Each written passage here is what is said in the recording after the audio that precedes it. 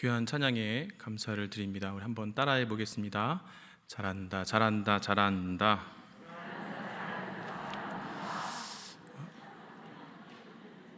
누군가를 칭찬할 수 있다는 것은 많은 것들을 의미하고 있습니다. 더 깊이 보고, 더 멀리 보고, 더 많이 알고 있다는 것을 의미하는 거죠. 일반적으로 어린아이들은 칭찬을 받고 격려를 받고 위로를 받지, 다른 사람을 칭찬하는 것을 관찰하기가 쉽지 않습니다. 그만큼 칭찬한다는 것은 성숙한 사람의 특징인 겁니다. 예수님께서 베드로를 보시고 베드로가 어부인지라 생선 비린내도 좀 날 텐데 그가 좀 다혈질이어서 성질 좀 이제 그만 죽여라, 이런 말도 하실 수 있으실 텐데 베드로를 보시고 요한의 아들 시몬아, 내가 장차 게바라 하리라. 게바는 번역하면 바위란 뜻이죠. 우리 신앙에 있어서 이 바위란 단어는 굉장한 칭찬인 겁니다. 청년부의 교육자로 제가 부임을 해서 이렇게 같이 사역을 하고 있는데, 청년 임원 중 한 아이가 한 달에 한두 번 정도만 예배를 나오고 나머지는 정기적으로 예배를 빠지는 거예요. 그래서 제가 이렇게 한 3개월 정도 관찰하다가 한번 따끔하게 혼을 내야겠다고 마음 먹고 있는데, 같은 임원인 청년들이 이렇게 얘기를 하는 겁니다. 목사님, 작년에 1년에 한두 번 나왔던 아이예요. 그래서 제가 따끔하게 혼내려 하다가 잘한다, 잘한다, 잘한다. 현재의 모습만 놓고 보면 따끔하게 혼을 낼 수도 있지만 과거, 현재, 미래를 바라볼 때 우리는 칭찬할 수밖에 없게 되는 겁니다. 오늘날 저희가 함께 예배드리는 이 예배 공동체는 열린 공동체입니다. 그런데 과거 초대교회는 닫힌 공동체였어요. 닫혀 있다는 게 무엇이냐면 일정한 자격이 주어져야만 이 예배 공동체 안에 나와서 함께 예배도 드리고 주의 성찬에도 참여할 수가 있었던 거죠. 신앙 고백도 해야 되고 여러 가지 까다로운 엄격한 그런 과정을 겪어야 됐던 거죠. 그래서 함께 예배 드린다는 것 자체가 많은 신앙적 수준을 말하고 있었어요. 근데 오늘날 우리가 함께 예배를 드리는 이 오늘날 현대교회는 대부분이 열린 교회입니다. 열린 공동체. 열린 공동체란 말은 뭐냐면 누구나 예배의 가운데 나올 수 있다는 말이죠. 그래서 저희가 이렇게 새 가족들을 대할 때에, 혹은 이렇게 쭈삣쭈삣하고 낯설어하고 하는 사람들을 대할 때에 좀 더 유연한 마음으로, 또 그들의 현재보다는 미래를 보고자 하는 마음으로 칭찬할 준비를 하고 있어야 할 수도 있는 겁니다. 예를 들어서 교회 화장실에 담배 연기가 올라온 것을 볼 때, 영락교회가 그랬다는 게 아니라 지역교회에서는 젊은이 예배를 앞두고 종종 있는 일입니다. 두 가지 반응이 있을 수 있습니다. 아직도 세상과 교회 사이에서 머뭇머뭇하냐, 아이고 쯧쯧쯧. 또 다른 반응이 있을 수 있죠. 하고 많은 화장실이 있는데 놀랍게도 그는 왜 교회 화장실에서 담배를 피우고 있는가? 그 눈칫밥을 먹으면서 왜 교회 화장실에서 담배를 피우고 있는가? 맞습니다. 그 안에, 그 영혼 안에 하나님의 계획하심이 있는 거죠. 그 한 번의 발걸음이 누군가 오랜 기도 응답일 수 있는 겁니다. 우리 하나님은 가능하시지 않겠습니까? 그 한 번의 예배 참석으로, 우리 위임 목사님의 그 한 번의 그 메시지로 하나님은 당신을 사랑하십니다. 이 한 문장만으로 그 모든 교만과 하나님을 대적하여 높아진 모든 것들이 무너질 수 있는 그런 은혜가 가능함을 여러분 믿으시지 않습니까? 혼과 영과 및 관절과 골수를 찔러 쪼개는 그런 역사하심이 우리 예배 공동체 안에 있을 수 있기 때문에 그들을 바라볼 때 우리가 좀 더 유연히 바라볼 수가 있는 거죠. 상상하기로는 이 화장실에 혹시 담배가 떨어질 수도 있기 때문에 담배를 몇 개 더 갖다 놓는다든지, 또 상상하기로는 우리 이 영락교회 이 한 귀퉁이 안에 흡연실을 설치한다든지, 그럼 사람들이 수근수근 되겠죠. 야, 영락교회 안에 흡연실이 생겼대. 도대체 그분들은 어떤 분들인가? 그런데 곰곰이 한 번 더 생각을 해보면은 그분들이 한 번의 예배 참석으로 변화될 수 있음을 믿고, 아, 거기까지도 마음을 쓰는구나 라고 상상해 볼 수 있는 거죠. 현재보다 미래의 가능성을 믿고 먼저 믿은 저희들이 좀 더 넓고 유연한 마음으로 봐주시기를 권면드리고 있는 겁니다. 돌아보면 저희도 그러한 용납함과 격려와 칭찬이 있었기 때문에 오늘 이 자리에 서 있는 것임을 여러분 기억하시고, 이제 신앙을 시작하는 우리 연약한 지체들을 향한 격려와 응원이 필요한 것입니다. 따지고 보면 저희 영락교회는 굉장히 재능이 많은 분들도 많습니다. 부자도 많고 학자들도 많고 하여간 대단한 분들이 많습니다. 그리고 더 놀라운 사실은 뭐냐면 그 누구도 영락교회보다 유명한 사람은 없다는 것입니다. 영락교회가 제일 유명해요. 그래서 어지간해선 명함도 못 내밀고 웬만해서는 교만한 사람 찾기도 쉽지 않습니다. 한편으로 말하면 많은 분들이 조금 소외되기도 하고 좀 격려가 필요한 분들이 그 존재감이 희미해지기도 한, 맞는 말입니다. 사람보다 교회가 더 커야죠. 교회가 영광을 받고 교회 이름이 유명해진 게 맞죠.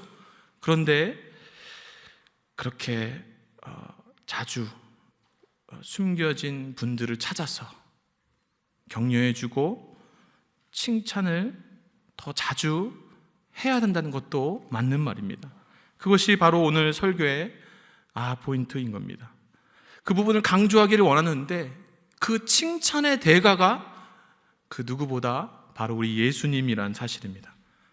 오늘 본문은 예수님의 사역 초기의 모습을 우리에게 보여주고 있습니다.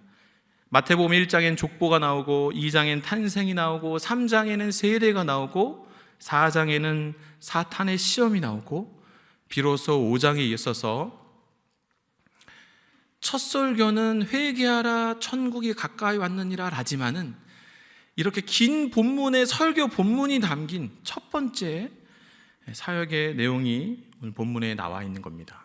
여러분 생각을 해보십시오. 우주의 주인이신 하나님께서 사람의 모습으로 이 땅에 오셨습니다. 저희들은 아직도 우주에 대한 신비가 있습니다. 이제 달을 몇 번 가봤을 뿐이고 인공위성을 많이 띄워 있을 뿐이고 이제 좀 화성을 가고자 하는 상상을 이렇게 하고 있는 건데, 하나님은 우주의 신비를 모두 다 알고 계시는 분이죠. 하나님께서 아브라함에게 약속하신 그 가나안 땅, 젖과 꿀이 흐르는 그 가나안 땅, 그냥 농작물이 좀 잘 자라나 보다 이렇게 생각을 했었는데, 지금 예루살렘 지역에 2004년, 2010년에 그 이스라엘 앞바다에 천연가스 덩어리가 발견되었습니다. 그리고 영토 내에는 유전이 발견되었어요. 2019년부터 생산을 시작해서 이스라엘은 최근부터 에너지 수출국입니다. 이스라엘 땅은 남한의 한 5분의 1 정도 크기밖에 안 됩니다. 그런데 그 땅이 그렇게 이제 보배로운 땅이 된 거죠. 터키에도 천연가스를 수출하고 요르단에도 천연가스를 수출하고 에너지의 한 50%를 자체 생산하고 있는 그런 나라입니다. 하나님께서 아브라함에게 하신 그 젖과 꿀이 흐르는 그 가나안 땅의 약속의 의미를 약속하신 지 무려 4,000년이 지난 지금 그 깊이를 더하고 있는 거예요. 사람이 그 의미를 다 발견할 수 없는데 이제 현대 과학이 발달하면서 그 약속의 땅의 의미가 더 새로워지는 겁니다. 그러니까 하나님의 시야는 땅 속에 있는 지하 자원까지도 생각하시는 거죠. 하나님의 시야는 그 이스라엘 앞바다에 있는 그 바닷속 깊은 광물 자원까지도 생각을 하고 계시는 겁니다. 신명기 33장에 모세의 축복이 나옵니다. 12지파를 향한 축복인데 특별히 33장 19절에 스불론 지파를 향한 축복의 메시지에 이런 표현이 나옵니다. 그들이 백성들을 불러 산에 이르게 하고 거기에서 의로운 제사를 드릴 것이며 바다의 풍부한 것과 바다의 풍부한 것, 그 당시에 어떻게 이해를 했겠습니까? 풍부한 해산물인가 보다. 모래에 감추어진 보배를 흡수하리로다. 모래에 감추어진 보배, 이게 무슨 인디아나 존스도 아니고 모래 속에 보배가 있다는 게 무슨 말입니까? 4,000년이 지난 후대에 와서 사람들에 의해서 그 보물이 발견되는 겁니다. 그렇게 우리 하나님은 4,000년을 관통하는 그 영원의 시간 속에 계시는 분입니다. 우주의 신비를 다 가지고 계시는 분이에요. 그거를 지식을 전달해 주셔도 사람이 받을 수가 없는 거죠. 그런데 그 하나님이 사람의 모습으로 30년간 사셨습니다. 그리고 이제 제자들을 앞에 두고 첫 번째 강의를 시작하고자 하시는 거죠. 무엇부터 가르쳐야 될지, 우주의 신비를 갖고 계신 하나님께서 제자들을 앞에 두고 무엇부터 가르쳐야 될지 제자들의 삶을 쫙 보는데, 제자들의 삶을 설명하는 첫 번째 단어는 뭐냐면 바로 배고픔입니다. 여러분, 복음서는 원래 구전되다가 나중에 기록되었습니다. 구전되면서 가장 인기 있었던 그 예수님의 스토리가 뭐였냐면 바로 오병이어 사건입니다. 먹을 것이 풍족하지 않았던 시대에, 지금도 신기하지 않습니까? 먹을 것이 풍족하지 않았던 시대에 이게 무슨 사건이래. 사람들이 들으면 들을수록 먹지 않았는데도 막 배가 부른 것 같은. 그래서 사복음서에 유일하게 기록된 이적이 바로 이 오병이어 사건입니다. 그만큼 구전됐을 때 인기가 많았던 거죠. 그리고 제자들의 정치적 상황은 우리가 잘 알듯이 로마의 식민지 상황입니다. 여러분, 식민지 생활하면 또 우리가 전 세계 어느 민족보다 우리가 잘 알고 있지 않습니까? 그 나라의 슬픔과 한이 담겨 있는, 이 제자들의 지적 상태는 어떠했냐면, 우리 영락교회 새가족부도 없었고, 우리 영락교회 제자양육 훈련부도 없었고, 모교 소그룹도 없었고, 구역건찰 모임도 없고, 심지어 성경도 가지고 있지 않은, 그냥 회당의 예언서 일부가 두루마리 형태로 갖고 있는 정도. 예수님께서 제자들을 쓱 보시면서 훈련을 시작하려고 하시는데, 여러분, 훈련으로 말하면 이제 3년 정도 시간이 있는데 주옥 같은 수업 내용이 지금 기다리고 있습니다. 구약학, 신약학, 설교학, 그리고 축기, 치유, 은사부터 시작해서 목회 철학, 가르칠 게 너무 많습니다. 근데 제자들이 나와왔습니다. 그 제자들을 쓱 보시는데 예수님이 어떤 판단을 내리셨냐면, 위로가 필요하구나, 칭찬이 필요하구나. 그들에게 부족한 게 너무 많고 너무 지쳐있고 너무 낙담해 있다는 거죠. 그들의 삶의 자리가 그랬고 그들이 처해진 시대가 그랬다는 겁니다. 그래서 이렇게 말씀하시는 거죠. 3절입니다. 심령이 가난한 자는 복이 있나니 천국이 그들의 것이며. 예수님께서 그들을 보실 때에 인간적으로 볼 때 칭찬할 만한 것이 있었겠습니까? 그들이 율법을 지켰으면 얼마나 잘 지켰겠습니까? 그런데 하나님만 할 수 있는 거죠. 장점을 찾아내서 첫 번째 칭찬을 말씀하시는 거죠. 그들 대부분이 가난하고 그들 대부분이 심리적으로도 넉넉하지 못한 그런 사람들인데 하나님께서 이렇게 말씀하시는 거예요. 가난함에 복이 있다. 가난함에 복이 있다. 여러분, 전무후무한 메시지입니다. 누가 가난함이 복이라고 우리에게 가르쳐 줬습니까? 온 우주의 진리를 가지고 계신 하나님께서, 특별히 하늘나라에 계시다 오신 예수님께서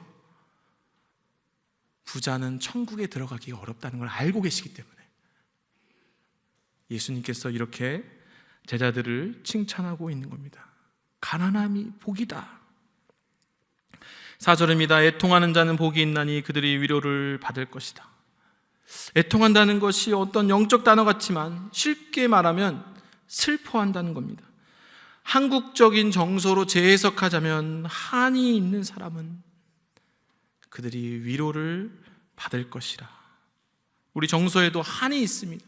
너무 잦은 전쟁으로 빼앗기고 약탈당한 것에 대한 한이 있고, 못 먹고 굶주린 것에 대한 한이 있고, 배우지 못한 것에 대한 한이 있고, 차별받은 것에 대한 한이 있고, 식민지로 인해 나라 이룬 서름에 대한 한이 있고, 남북의 하나 되지 못한 한이 있고, 그런 서름이 있는 백성들에게 예수님께서 이렇게 말씀하시는 거죠. 그들이 위로를 받게 되실 것이다. 5절입니다. 온유한 자는 복이 있나니 그들이 땅을 기업으로 받을 것이며. 여러분, 온유해라 이런 명령형이 아니라는 겁니다. 이미 겸손할 대로 겸손해 있는 피지배층 제자들에게, 결코 칭찬할 수 없을 것 같은 그런 상태에 있는 제자들에게 예수님께서 찾아서 칭찬하시고 세워주시고 위로해 주시는 겁니다. 예수님께서 이렇게 말씀하시는 거예요. 수고하고 무거운 짐진 자들아, 다 내게로 오라. 내가 너희를 쉬게 하리라. 여러분, 우리가 이렇게 한 사람 한 사람 기질이 다른데 어떻게 예수님이 우리 모두를 다 포용하고 수용하고 칭찬하고 위로할 수 있습니까? 예수님은 전부를 가지신 분이기 때문입니다. 모든 것을 알고 계시는 분이기 때문입니다. 그렇기 때문에 예수님은 모든 것을 다 용서하실 수 있습니다. 여러분, 한 가지만 아는 사람은 그 한 가지와 틀리면, 그 한 가지와 맞지 않으면 다 틀리다고 합니다. 그런 사람들은 하수입니다. 하수는 그릇이 접기 때문에 담아내지 못합니다. 우리가 잘 아는 발명왕 에디슨도 학교에서 문제아였고, 천재과학자 아인슈타인도 학교에서 문제였고, 그리고 너무 좋아하는 우리 축구선수 박지성도 대학을 졸업했는데 그 재능을 알아주는 감독이 없어서 일본의 이브링구 교토퍼플 상가로 이렇게 외지에서 선수 생활을 할 수밖에 없었습니다. 현재와 미래와 온 우주의 모든 것을 알고 계신 하나님께서 신적인 능력으로 저희 모두를 품어주시고 잘하고 있다 칭찬해 주시는 겁니다. 건너뛰어서 8절입니다. 마음이 청결한 자는 복이 있나니 그들이 하나님을 볼 것이며. 여러분, 마음이 청결하다는 걸 누가 볼 수 있습니까? 김 집사님 오늘 마음이 참 청결하시네요. 이런 칭찬의 능력은 신적인 능력이에요. 말씀을 맺겠습니다. 오늘날에도 동일하게 하나님께서 그렇게 사랑스럽고 따뜻한 시선으로 저희들을 보고 계십니다. 잘하고 있다. 너희는 복받는 사람이다. 말씀하고 계시는 겁니다.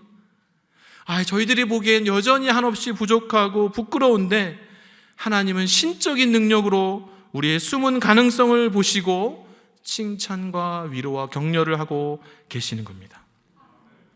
저희들도 그렇게 바라옵기는, 그렇게 하나님 닮은 온기 가득한 그런 시야로 함께 서로 격려하고 칭찬하기를 원합니다. 특별히 오늘 주님 닮고자 하는 마음으로 우리 성찬식에 참여하실 텐데, 우리 마음의 청결함까지도 찾아서 칭찬하시는 그런 하나님의 신적인 능력을 우리가 함께 받기를 원합니다.